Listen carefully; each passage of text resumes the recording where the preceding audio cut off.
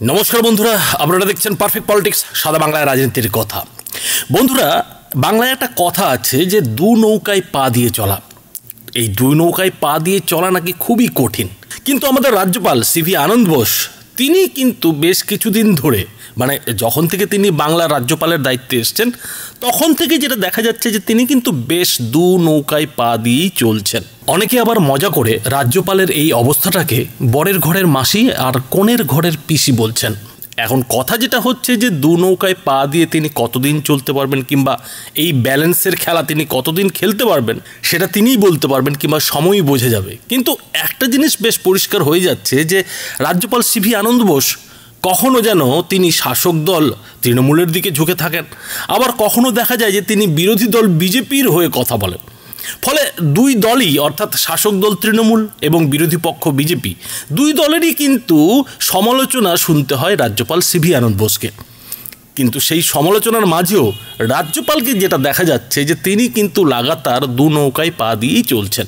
আর সেই দু নৌকায় পা দিয়ে চলার একটা বড় উদাহরণ তিনি যথারীতি আরও একবার দিলেন এদিন, অর্থাৎ মঙ্গলবার, যখন তিনি বিধায়কদের যে বেতন বৃদ্ধির সিদ্ধান্ত সেই সংক্রান্ত যে বিল, সেই বিলে সই করে। এখন প্রশ্ন যেটা হচ্ছে যে রাজ্যপাল সিভি আনন্দ বোস যদি এই যে বিধায়কদের বেতন বৃদ্ধির সংক্রান্ত বিল, সেই বিলে যদি সই দেবেন বলে ঠিক করেই থাকেন, তাহলে একদিন দেরি করলেন কেন? কেন শুধু শুধু সোমবার বিধানসভার অধিবেশন এমনি শেষ হয়ে গেল?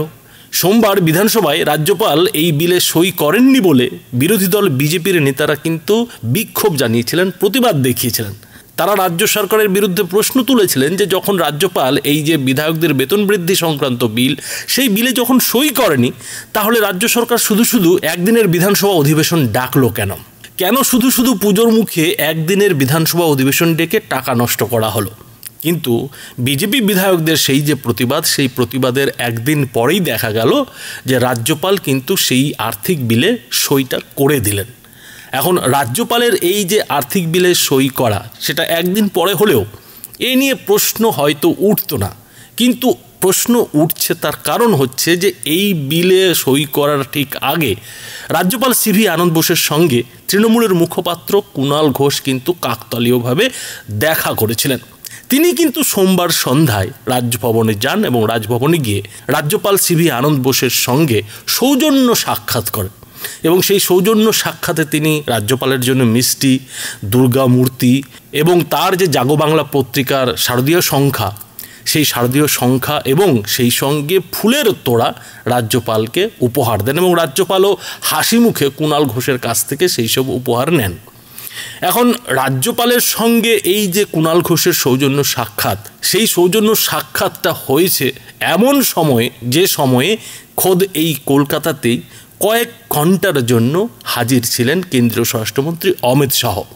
এবং সেই অমিত শাহর যে কলকাতায় হাজির থাকা, সেখানে কিন্তু রাজ্যপাল সিভি আনন্দ বোসকে কোথাও দেখা যায়নি। কেন্দ্রীয় স্বরাষ্ট্রমন্ত্রী অমিত শাহর সঙ্গে কিন্তু মঞ্চ ভাগাভাগি করেননি রাজ্যপাল সিভি আনন্দ বোস।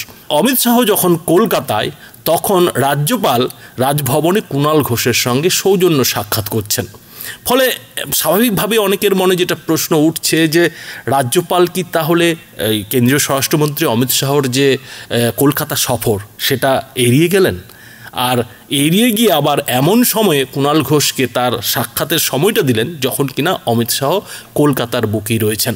এখন কথা হচ্ছে যে কুণাল ঘোষের সঙ্গে রাজ্যপাল সিভি আনন্দ বোসের এই যে সৌজন্য সাক্ষাৎ, যা কিনা প্রায় 35 মিনিট চলেছে, সেই বৈঠকে কী নিয়ে আলোচনা হয়েছে সেটা মিডিয়ার সামনে প্রকাশ করেননি কুণাল ঘোষ।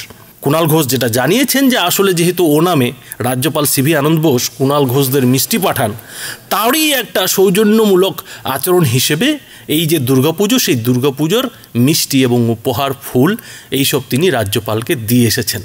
অর্থাৎ কুণাল ঘোষ যেটা বলতে চাইছেন যে রাজ্যপাল সিভি আনন্দ বোসের সঙ্গে তার যে ব্যক্তিগত সম্পর্ক, সেই ব্যক্তিগত সম্পর্কটা কিন্তু খুবই মধুর, এবং সেই ব্যক্তিগত সম্পর্কের স্বার্থেই এদিন তিনি রাজ্যপালের সঙ্গে সাক্ষাৎটা করেছেন। তবে পাশাপাশি কুণাল ঘোষ এটাও ইঙ্গিতপূর্ণভাবে বলেছেন যে বৈঠকে কি কথা হয়েছে সেসব তিনি কিন্তু খোলসা করবেন না। পরিষ্কার কথায় কুণাল ঘোষ রাজ্যপাল সিভি আনন্দ বোসের সঙ্গে ঠিক কী বিষয় নিয়ে এই ৩৫ মিনিট আলোচনা করেছেন সেটা কিন্তু বলছেন না। সৌজন্য সাক্ষাৎ ঠিকই আছে, একে অপরের কুশল সংবাদ নিয়েছেন, হয়তো সবই ঠিক আছে, কিন্তু ৩৫ মিনিট ধরে তো আর কেউ কারো কেমন আছেন, ভালো আছেন, কি করছেন এইসব তো আর ৩৫ মিনিট ধরে চলতে পারে না। সেখানে কোনো একটা বিষয় কিংবা কোনো কিছু নিয়ে নিশ্চয়ই আলোচনা উঠে এসেছে এবং সেই আলোচনার ফলেই হয়তো ৩৫ মিনিট সময় লেগেছে। তা না হলে তো এই সৌজন্য সাক্ষাৎ ১০-১৫ মিনিটে শেষ হয়ে যেত। ফলে কুণাল ঘোষের সঙ্গে রাজ্যপালের কি আলোচনা হয়েছে সেটা কিন্তু জানা যাচ্ছে না, কিন্তু যেটা জানা যাচ্ছে যে কুণাল ঘোষের এই যে সৌজন্য সাক্ষাৎ, সেই সাক্ষাতের পরেই কিন্তু রাজ্যপাল সিভি আনন্দ বোস এই যে বিধায়কদের বেতন বৃদ্ধির আর্থিক সংক্রান্ত বিল, সেই বিলটিতে কিন্তু সই করে দিয়েছেন। এখন এই যে ব্যাপারগুলো ঘটে চলেছে গত দুদিন ধরে, সেগুলো যদি সাজানো হয় তাহলে কিন্তু বেশ পরিষ্কারভাবে দেখা যাচ্ছে যে রাজ্যপাল সিভি আনন্দ বোস প্রথমে তিনি উত্তরবঙ্গ, কার্শিয়াং এইসব বন্যাপীড়িত এলাকাগুলো ঘুরে দেখলেন। সেই বাহানায় তৃণমূলকে, অভিষেক বন্দ্যোপাধ্যায়দের ৫ দিন এই রাজভবনের সামনে মঞ্চ বেঁধে থাকতে হলো। পরে আবার তিনি রাজি হলেন দেখা করতে এবং তিনি কলকাতায় এলেন, অভিষেক বন্দ্যোপাধ্যায়দের সঙ্গে দেখা করলেন এবং ১০০ দিনের কাজের যে বকেয়া টাকা সেই দাবি নিয়ে সেদিন সন্ধ্যাতেই দিল্লি ছুটে গেলেন। এরপর চলে এলো এই যে বিধায়কদের বেতন বৃদ্ধি সংক্রান্ত আর্থিক বিল, সেই বিলটি কিন্তু তিনি ঠিক সময় সই করলেন না। মাঝখান থেকে যেটা দেখা গেল যে কুণাল ঘোষ একটা ইঙ্গিতপূর্ণ টুইট করলেন, আর সেই টুইটে তিনি লিখলেন যে পশ্চিমবঙ্গের নাকি এমন একজন শীর্ষ কর্তা যার কিনা সাংবিধানিক পদ রয়েছে, তো তার বিরুদ্ধে নাকি দিল্লি থেকে এক মহিলা চিঠি লিখেছে পুলিশকে এবং পুলিশ সেই সাংবিধানিক পদের জন্য নাকি সেই যে শীর্ষ পদে থাকা ব্যক্তি তার বিরুদ্ধে কোনো পদক্ষেপ করতে পারছে না।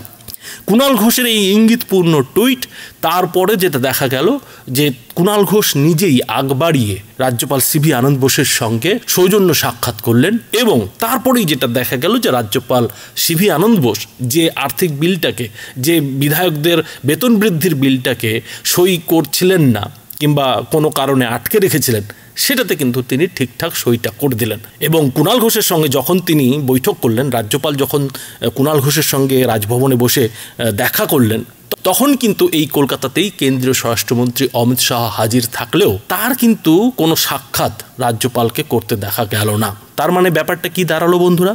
ওই যে বললাম, রাজনৈতিক বিশ্লেষকদের একাংশ কিন্তু বলছেন যে রাজ্যপাল সিভি আনন্দ বোস আসলে দু নৌকায় পা দিয়ে চলছেন। এখন এই দু নৌকায় পা দিয়ে তিনি কতদিন চলবেন, কতদিন তিনি চলতে পারবেন, সেটাই এখন দেখার। বন্ধুরা, এই বিষয়ে আপনাদের কি মতামত তা অবশ্যই এই ভিডিওটির নিচে কমেন্ট বক্সে লিখে জানাবেন। ধন্যবাদ।